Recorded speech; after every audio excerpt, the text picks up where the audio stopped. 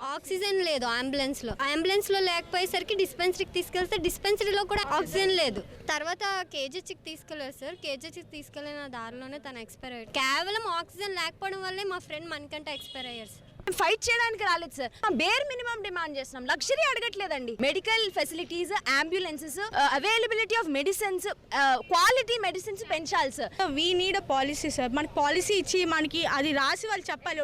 మాటల్లో చెప్పేసి రేపు చేస్తాం ఎల్లుండి చేస్తాం కాదు సార్. మాకు కరెక్ట్గా వాళ్ళు రాసి ఇవ్వాలి. ఒక పొలిటికల్ ఎఫిలియేషన్ పార్టీస్ తోటో లేకపోతే యూనియన్స్ తోటో మేము రాలేదు sir. As a law students we are demanding for a clear cut management policy. ప్రతి డిపార్ట్మెంట్కి ఒక మెడికల్ ఇన్స్పెక్టింగ్ రూమ్ ఉండాలి. ఇంతమంది స్టూడెంట్స్ ఉన్నప్పుడు డిస్పెన్సరీ కాకుండా మినీ హాస్పిటల్ ఉండాలి. ఒక విద్యార్థి బలికొన్నందుకు మౌలిక సదుపాయాలు గుర్తుకొచ్చాయి. ఇప్పుడు ముందర ఏం చేస్తున్నట్టు ఆ సైన్స్ ప్రిన్సిపల్ 4 రోజులు బాగు చేయకపోతే రాజీనామా చేస్తానన్నాడు. ముందు అతను చేయాలి, తర్వాత వీసీ చేయాలి. ఈ అబ్బాయి స్టేట్ ఫస్ట్ ర్యాంక్ మనకంట. ఆక్సిజన్ సిలిండర్ లేని విశ్వవిద్యాలయం ఎందుకండి? మొత్తం యూనివర్సిటీలో ఉన్నవి రెండు అంబులెన్స్.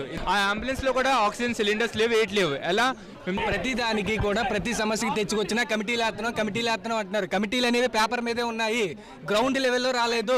యూనివర్సిటీలో ప్రతిదీ సమస్యల నిలయమే. విశ్వవిద్యాలయం అంతా కూడా సమస్యల పుట్ట. హాస్పిటల్లో ఫెసిలిటీస్, మందులు అయితే ఉన్నాయి, ల్యాబ్ టెస్టులు చేయడానికి ఎక్విప్మెంట్ ఉంది. 1 మంత్ నుంచి 3 పోస్టులు రిలీజ్ చేసి ఏ హాస్పిటల్లో ఏ ఉన్నాయి అవన్నీ తెలియజేయడం జరిగింది. డాక్టర్ గారు రిపీటెడ్గా అంబులెన్స్ అన్ని ఫెసిలిటీస్ ఉన్నాయన్నారు. నిన్న కూడా అంబులెన్స్లో ఆక్సిజన్ సిలిండర్లు ఉన్నాయి, కానీ డ్రైవరు లేదు అని చెప్పడం వలన స్టూడెంట్లు లేదేమో అనుకున్నారు. వాళ్ళు ప్రయత్నం చేయలేదు అది ఉందని, ఎందుకంటే వాళ్ళ తప్పు లేదు. డ్రైవర్ ఆక్సిజన్ సిలిండర్లు నిన్న అంబులెన్స్లో ఉన్నాయండి. స్టూడెంట్లు డిస్పెన్సరీకి వెళ్ళి డాక్టర్ని పిలవకుండా వాళ్ళు డ్రైవర్తో వెంటనే వెళ్ళాలి అని ఆతృతతో తీసుకుని వెళ్ళడం జరిగింది. సిబ్బంది ఉన్నంతలో రొటేషన్ పద్ధతిలో పెట్టడం జరిగింది.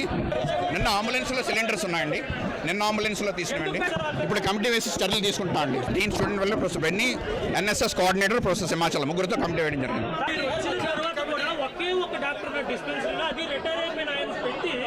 ముగ్గురు ఉన్నారండి. మెడికల్ సెంటర్కి ఎటువంటి మొత్తం కంప్లీట్ ప్రణాళిక రచించడం జరిగింది. కొద్ది రోజులు ఓపిక పట్టని చెప్పడం జరిగింది. సాంబర్లో నేను మాట్లాడడానికి అవకాశం ఇవ్వలేదండి. వాళ్ళ సింగిల్ పాయింట్ ఎజెండా, వాళ్ళ సింగిల్ ఎజెండా వీసీ రాజీనామా.